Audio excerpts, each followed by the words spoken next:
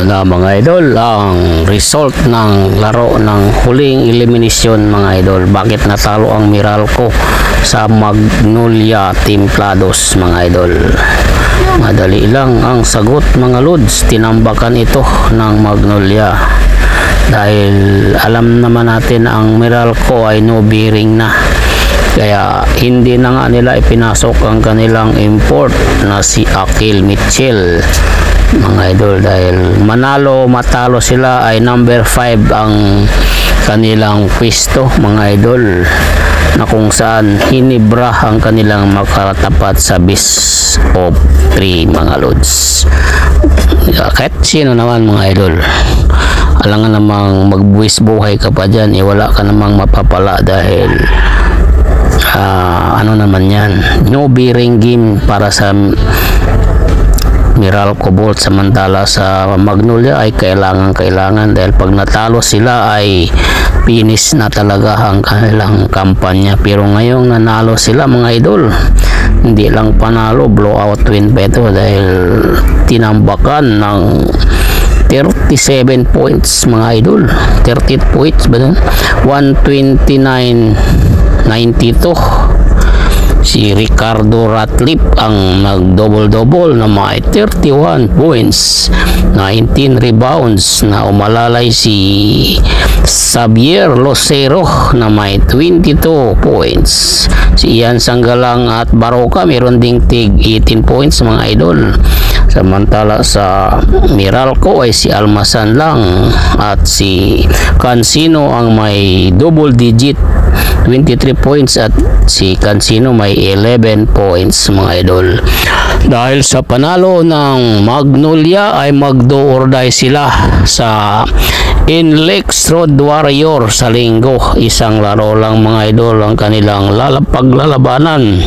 Kung sino ang lumusot sa number 8 ay kakalabanin nila ang number 1 na Northport Batang Pier mga idol.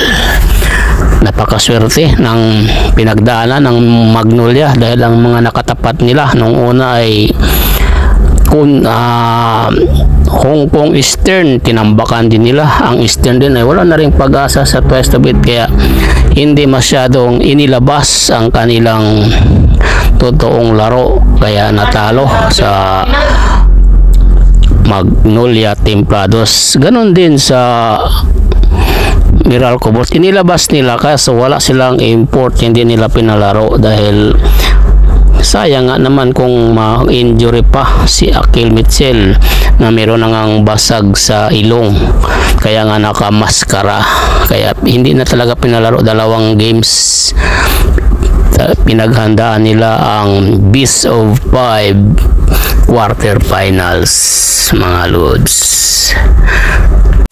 Sa second game ay panalo din ang Ren Orsen, nakaiwas sa number 8 na do or die mga idol. Automatic pasok na sila sa number 6 matapos talunin ang Token Tex Tropang Giga 106-96 mga idol.